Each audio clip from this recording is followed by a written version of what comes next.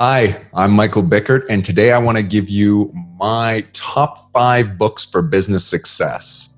Recently, I produced a video, and if you didn't watch that one, there should be a link to it here regarding discouragement and ways to sort of deal with discouragement and get your fight back.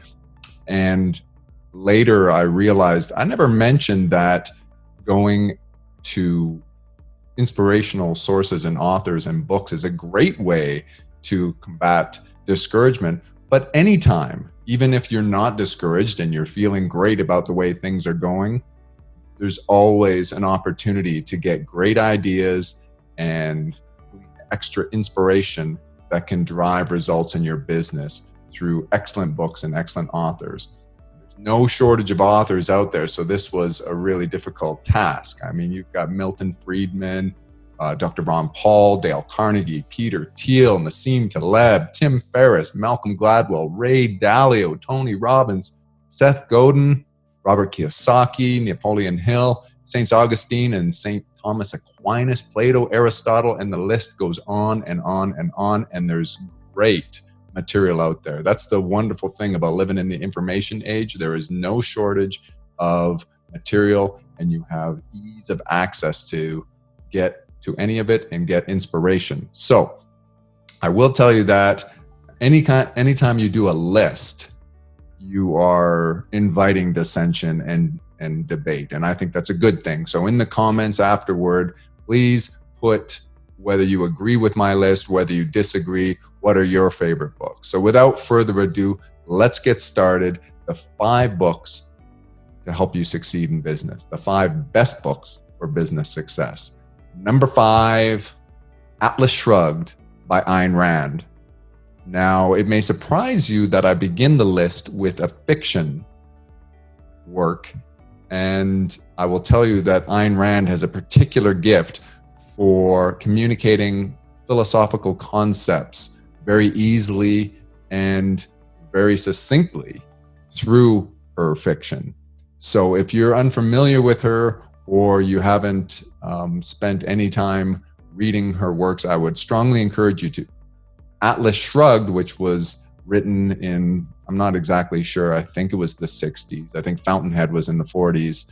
Her other great work, most commonly read or most popular work was Fountainhead, and then Atlas Shrugged, I think, was in the 60s. But it doesn't exactly matter. I make the point of how long ago it was written because it's going to seem prophetic when you read it today. You're going to think, wow, how did she know what was going to happen? And I think that's the mark of really good literature, is that it's timeless. And the book, without giving too many spoilers, the book goes into the concepts of central planning and government intervention and what effect that has on the world movers, those individuals who are inspired to create. And we benefit from all of those people. As I've mentioned in other videos, have you hugged an entrepreneur today? These are the people that make all of our lives better. And Rand does a great job of showing how intervention through central planning and the government just is very destructive and detrimental to the creation of wealth and increase in the standard of living. It does the exact opposite. So that's number 5, Atlas Shrugged. Number 4 is Management, Revised Edition by Peter Drucker. Peter Drucker is an absolute guru on the conversation surrounding management, defining management, and very detailed description of the obligations of management. So you're going to want to read this. And I will give you a little bit of a heads up here. This is a little bit more dry reading compared to the previous one on the list, the fiction by Ayn Rand. But this is essential reading. A lot of people don't really understand what your job is, what the role of a manager is. And Drucker does a marvelous job of giving you insights into exactly what a manager does. He has other great books. I mean, he's a very prolific writer as well. Effective Executive is probably even more popular and maybe a much easier read than Management Revised Edition, but it's Management Revised Edition that I'm recommending. Take some time. That's for sure a book you're going to want to have a notepad handy and just go through it nice and slowly. Don't try to ingest too much at once to try to get through it and say, oh, I read it. Instead, go through it painstakingly slow and make sure you take notes, and then contextually apply that to your business. Ask yourself if you're doing the right things. Do you understand what your job is as a manager? So that's number 4. Number 3, the third best book for business success is The 7 Habits of Highly Effective People by Dr. Stephen Covey. Now, Dr. Stephen Covey, I think what it says is that he spent a lot of time analyzing something like 200 years worth of success literature in preparing this book. And what he did was he condensed all of that down into what he refers to as the 7 habits of highly effective people. If you want to be highly effective, and you should want to be highly effective, you're going to want to know what those 7 habits are. In fact, you should be able to rattle them off. And I will, in the interest of not spoiling the book, go out and get it yourself and be able to talk about those 7 habits. Dr. Covey's book is another one that you're going to want to take notes while you're going through it. It's not just a leisurely read. You need to sort of stop and reflect upon things. So I wouldn't read too much at once of either Peter Drucker's Management Revised Edition or The 7 Habits of Highly Effective People. On to number 2, the penultimate book for business success is An Inquiry into the Nature and Causes of the Wealth of Nations by Adam Smith. More commonly condensed the title to The Wealth of Nations by Adam Smith. Now, Adam Smith was one of the great thinkers of all time, and certainly he was one of the great thinkers as it relates to economics.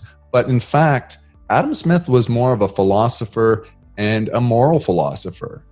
He was very concerned with making sure that the everyday person had a good life. And that was the frame from which he looked at things, for the lens through which he viewed his deliberations and discussions and ultimate writings. So really, capitalism as we think of it, or not as we think of it, as it should be, as is intended, was best described by Adam Smith. And the reason I make the distinction, not what it is we have crony capitalism, which is not the ideal, where you're having lobbyists influencing government to give people unfair competitive advantage.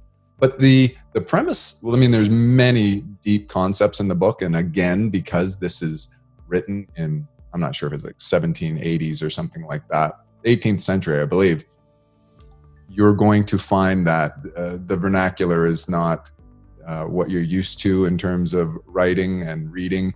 So go slowly through this. It'll be a more difficult read. It's worth it. Take your time. Read this slowly. Take notes. Among the many powerful concepts you'll find in this book, such as the invisible hand and the division of labor, the primary one I think a lot of people come away from the book with is that it's not through benevolence. Rather, it is through our self-interest that wealth is created, and it's wealth for everyone. It's not a zero-sum game. When somebody, through their own self-interest, creates value, that's how they create wealth. And so this is really important to understand if you're running a business. It really, something written so many years ago, can be very powerful in getting you to reflect on what you need to do to drive results in your business. All right, drum roll, please. We're down to the number 1 book for business success. Have you got a guess? The number 1 book, the best book to drive success in your business, is the Holy Bible. It may surprise you that the number 1 on my list is the Holy Bible, considering I started the list with a very public atheist, Or you may think it's rather glib of me to refer to the Holy Bible as a business book. And of course, it's far more than a business book. In fact, other books on this list are philosophical in nature and not strictly concerned with business. But the Holy Bible, like no other book, will drive success in your life. And you can reference it. You can open up to almost anywhere. Proverbs, the 10 Commandments as a basis for ethics. And when you think of what we're trying to do in business, and we're about human interaction, the Bible is definitely going to be the best source of guiding how to interact peacefully and fairly with other people. So when you think of the parable of the talents, or the parable of the vineyard and the laborers in the vineyard and the unequal pay at the end of the day, there's lessons just completely throughout. So that's my list. I would invite you in the comments to agree, disagree. Tell me what your very best citations out of the Bible are that business people can learn from and drive value for all of society. Give me your favorite authors. I want to know what books I should be reading. I want to get inspiration from you as well. That's the list, the top 5. Make sure you pick these up and read them. Meanwhile, remember to perpetually refine. Do something actionable in your business today. Thank you.